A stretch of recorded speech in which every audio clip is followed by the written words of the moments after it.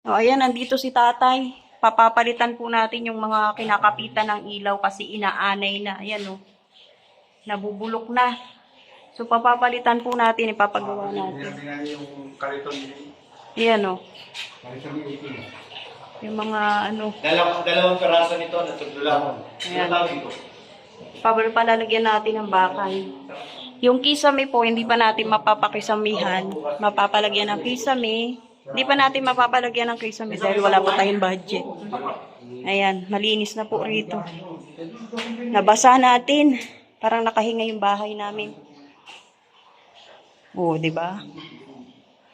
O ito, ilalabas natin tong kahoy na to. Tapos yung kalan, ilalabas din natin, lalagay natin dun sa lababo. O, ano, Pior? Anong napagbitingan nyo? Screen, mapalagay ito. Ayan, may mga ipaparetouch lang tayo. Kasi pinapasok ng mga daga. Yung dito, yung nakatira, sabihin mo na huwag palagi nakatuwa ko ang dapat itatakaw nila kasi yung gagat yung mga ang ganda nga tayo, may ano sila. Privacy nga. Pwede ba ilipat yung pinto nila? Saan? Dito, pag ganun na lang din. Alin dito mo? Yan dito. Yung sa kanila? Oo. 2 metro. Para yung pinto nila pag ano, no? Pag ganyan na lang. Saan? Dito sa labas? Pwede ba yun, tay? Pag ganito? Side na yan yung ganyan. Alin? Saan? Pinto nila. Di ba ito yung ano? Saan? Dito? Tingnan natin. Wala bang ilaw dyan? Wala. Na, tinapon ko tuloy yung mga ilaw. Ay, yung ano pala dyan? Dyan. Saan tayo? Di ba isasama yan? Oo, kasama to. Bilan nyo na yan, palitan yung ano, yung screen. Eto ba yun tayo? Apat na dito yun. Di ba ito yung pinto? Ayan yung pinto. Pag ganito na lang yung pinto niya, pwede ba pag ganyan? Saan? Ganyan, magiging ganyan. Dito? Oo. Dito nga yung... Tapos yung pinto dyan. Lalagyan sila ng pinto dito. Oo, lagyan Pero wala pinto. na ito. Tatanggalin yan. Para may privacy sila. Tapos itong gate, dapat kailangan na laging nakasara. Sarap. Dito tayo lagyan ng pinto. Ayan, ito yung gagawin natin pinto tayo. Hmm. Pwede ito na yung ilagay niya. Ito, hindi pwede yan. Pwede dito. Diyan na lang ilan ko ganun. Pag ganito. Oo. Para may ano sila kasi ang pangit eh. May mga gamit sila dyan. Tapos ang titira dun, nakatiwang. Dapat may sarili silang sarado dito. Hmm. Gawin niyo yung pinto rito sa kanila. May sarili silang pinto dyan. Yan, ito. Tapos may main door pa rin dito. Hindi, itong gate, kailangan tig-isa tayo ng susi. Yung gate, okay na yan. Ito lang pinto, lalagyan ng pinto dito. Yung sarili na nilang pinto. Dito. Pwede ba yan, tay? Ayan. Papakot na dito sa kanila. Paano pwedeng kahit maliit lang na pinto. Sarado. Parang ano na, sarado na siya. Sarado na to. Isasara na yan. Ayun. Hindi kaya mainitan sila? Ito, madawang bagay yung pinto. Baka ganun na. Pag ganitong swing. Pero pwede pa rin nito isara yung sliding door. Wala, hindi naman nakasara. Wala na yan. Hindi, tanggalin na lang yan. Tanggalin ka ito. Tanggalin na lang yung sliding door na yan. Tapos ito, Pinakahamba dito. Tanggal na ito. Tanggal na yan. Tapos dito, nakakang ganun na hamba yan. O para may sarili silang pinto. Kahit screen na lang siguro tayo importante, hindi lang. ganito na lang din kaya, tay. Ito, cover na hanggang doon. Ano? Kasi mainit eh. Pagka Ganito lang pinto talaga yung ilagay Ito natin. lang gagapit natin yung... Ay, hindi yata si tatay ang gumagawa nito eh. Hindi, siya na mag-instruction kaya. Dito? Ha? Dito? Oo, parang ganyan lang, di para may hangin pa rin silang papasok. Hindi totaling close. Yung Hindi ba ano pwede lang, yun, tay? Dito, ano yun? Plywood. Dito plywood, tapos dito ano na. Dito, ganito. Ito, pwede ito magamit sana na pinto eh. Sayang na to. Kung ito naman gagamitin, malamig. Malapat na siya. Nandito na yan. Mabawasan yung dapat siya. Dapat yun. Hindi ko magiging ako yun. Hindi ito. Ito kung tapos may break, may ano siya doon, poste. Tapos dito. Tama rin ito, dito. Maliit na lang na pinto, yung kakasya lang yung ano. Diretso sa taas yung bag. Tapos dito ka na makapit. Malayo ng bakal dito. Yung problema na lang. Para sa pinto ko. Swing. Tanggalin na lang ito. Tayo pa tanggalin talaga. Hindi pwede na yan. Kaso, napasok yata ang ulan Palitan dito. ng bakal niya. Yung ganito. So, kapitan ng pisyento. Yung ito tayo, di ba? Kasi nga, pag naulan, naanggi yata dito eh. Pinapasok pa ng ulan. Dito. Parang Para hindi na pag Lagyan ng overlap sa labas. kasi pag naulan, ano yun din ah. Pag umuulan kasi umaanggi yan. wala nang favorite yung malaking Isama nyo na hanggang dito sa bintana. Tay, wala nang bupa sa community. isama nyo. Hindi na pa gano'n. Angin? Oo. Diretso na lang dito. Diretso. Idiretso nyo na dito para yung ano bintana ano. Diretso na Kahit open yung dito lang. para yung taga-umulan. Hindi naman. So, overlap. Saan nyo ikakapit yan? Hindi dito sa may ano, ayan oh. 60. Hindi na yung maanggihan dyan pag umulan. Palagyan na lang yan tapos yung pinto baguhin.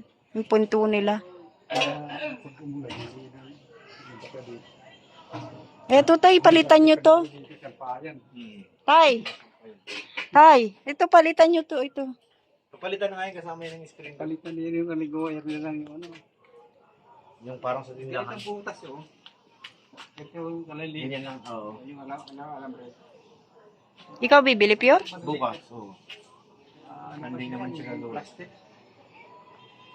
So yeah, balak natin ano, palagyan sila ng sariling pinto yung umuupa sa atin ano. Tapos ito papalitan natin to kasi sira na no. Ito lalagyan natin sila ng pinto dito. Ayan, haharangan natin. Para ano, may privacy rin yung umuupa. No. Ano, yan mo dito na naglilinis palagi.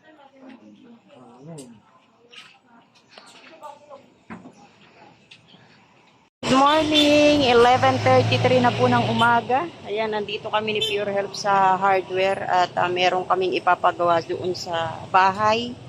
Yung pina-estimate po namin sa tatay ko, no? Puro electrical po ito. At saka yung pangharang po sa daga, ayan si Pure Health magtatanong. Ayan, nandito tayo sa Pateros pa rin. Maulan po. Pero hindi naman siya ganong kaulan. Hindi naman ganong kalakas. Maambun-ambun lang. Ipapaayos po natin yung kinakapitan ng mga ilaw at saka yung gate po, no? Kasi sirang-sira na po yung harapan ng gate, yung nakaharang na parang screen. Kaya pinapasok po ng daga. So ayan, habang nandito kami para makita namin kung ano yung mga kailangan pang gawin.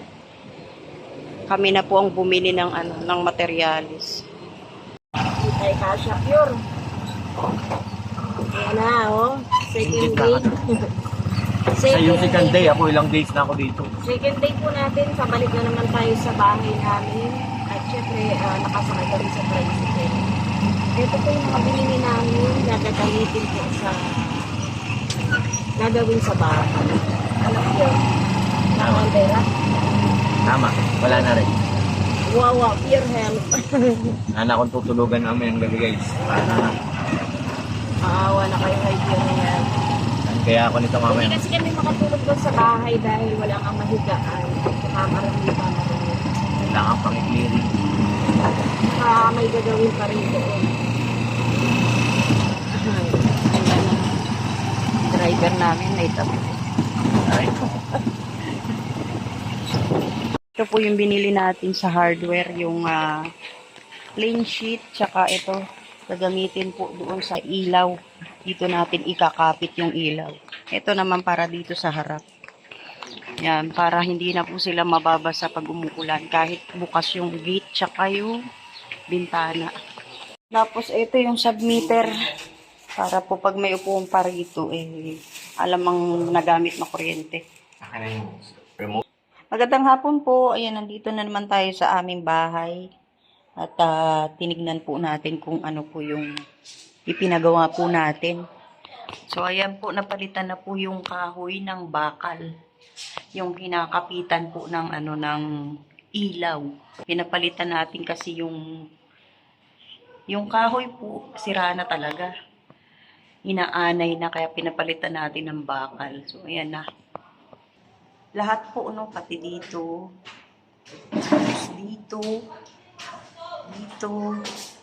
Tapos, ito yung submeter, pinakabit natin. So, ayan, gumagana na po siya. So, ayan po, ilalagay na po yung screen para po dito sa gate, pinalitan natin. Kasi sira na, no?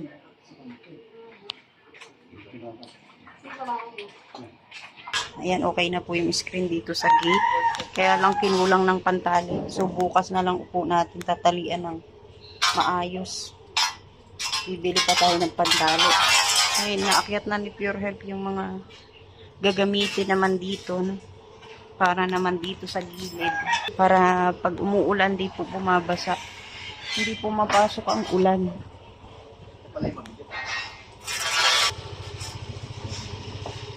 Construction boy ka muna ngayon.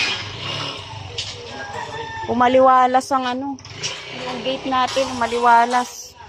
Natanggal yung yung basura. Nailagay na sa taas. Huwag ka mag-plywood din ba? Ito na lang yung lalagyan, tatapalan dito ng yero, no? Ito yung gagamitin. Mabigat yan, Pure, di mo kaya yan. Inaakyat na nila yung plain sheet para bukas gawa na yan. Hindi nagawa ngayon, inabot na ng oras. Okay na po yung pinagawa natin. Ang gagawin na lang po ito. Doon po sa harap, no, lalagyan ng bubong. Sasara na natin yung bintana. At yan. Ayan, galing na tayo sa bahay. Gabi na. Inayos na natin doon.